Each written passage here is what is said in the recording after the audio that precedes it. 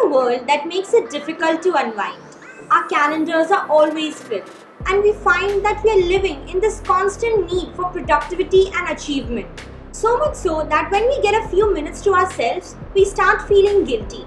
I'm sure that must have made you curious to know when and why did we start feeling guilty for taking a break.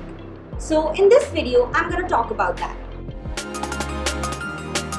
Hello everyone, this is Srishti and welcome back to my channel. For those of you who are connected with me on Medium, you know that I write a book review every week. But last week I did not publish a review, and that is where the idea for this video came from. Last week when I sat down to write a book review, my sister came and very candidly asked, what will happen if you don't write a book review this week? What if you take a break? And my initial thoughts were, if I take a break, I will be breaking my streak.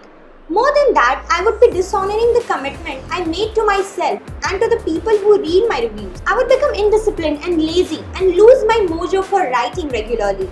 And while I was sitting on the couch dwelling over 500 different reasons why taking a break is not good for me, my mother explained that all these thoughts were coming from a place of guilt and fear, or as we millennials like to call it, FOMO. I was reading this article about millennial burnout, and it got me thinking how we think of rest as a sign of weakness, of not being driven enough, and how we have surrendered to this feeling that we should be working all the time. It's so much easier to focus on other areas of self-development that sound more sexy than resting and relaxing. Productivity and achievement are highly valued by the society. Always needing to be busy is both an identity and a mindset that we as a society have chosen. We have moved from human beings to human doings. We just can't sit and be with ourselves. We think that we must be constantly generating value in whatever we do. I know from personal experience that when I'm trying to relax, I'm probably checking my emails or replying to those DMs on Instagram or just thinking about what I should be doing next. Because no matter how much I understand the logic for taking time for rest and relaxation, I feel guilty because I think I should be doing something more productive. From what I understand, this feeling arises from fear, myths about the standards of society, and narcissism. I know, it sounds strange, right? We as humans are usually afraid, and our egos work constantly to keep us safe. Fear is one of the strongest forces for us to work non-stop. We're constantly afraid that we're going to lose our mojo and become lazy and sloppy and irresponsible if we stop working. We are afraid of failing. Additionally, we are surrounded by implicit and explicit messages of the value of work. We constantly live under the impression that everyone is always hustling. We see some people posting their achievements on LinkedIn, while the others are promoting their numerous ventures on all social media platforms. And we believe always working is the only way to be totally and completely perfect. Moreover, you will be surprised to know that some experts are of the opinion that people who feel guilty while resting are the ones who feel that the world is totally gonna fall apart if they stop working. It's quite narcissistic, but you can't think about living a happy, healthy and fulfilling life if you don't take breaks regularly. Let me take the help of psychology to establish my point. Nathaniel Kleitman proposed a psychological arousal mechanism in humans known as the basic rest activity cycle. The basic rest activity cycle plays out in 80 to 120 minute cycles non-stop day and night.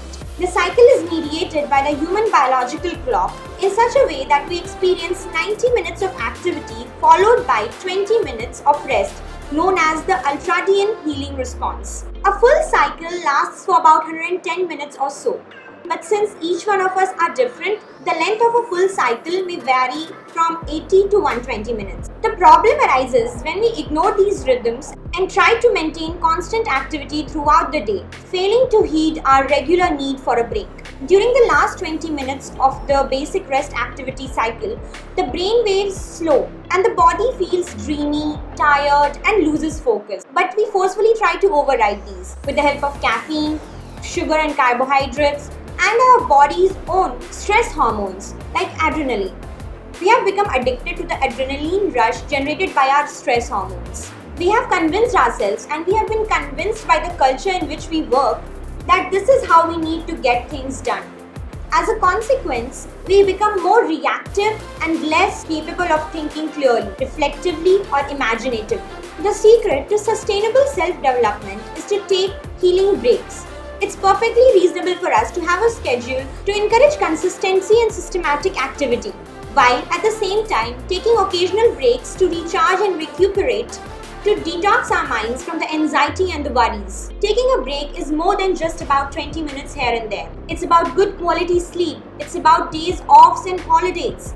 It's about having time for personal development and spiritual growth, time for play and fun, time for friends and family and romance. It's about having time and space for nothing in particular. Unhealthy guilt and shame comes from a place of lowered self-esteem and feelings of unworthiness. We were all born into this world equally worthy. Then what changed as we grew up? Nothing. Just the stories we tell ourselves. And that is my final thought for this video. I hope you found this video useful. Let me know in the comment section below. You can watch my last video right over there. If you like this video, give it a thumbs up to support the channel. And if you haven't subscribed to my channel yet, please consider doing so. Thanks for watching. Have a lovely day, and I'll see you in the next one.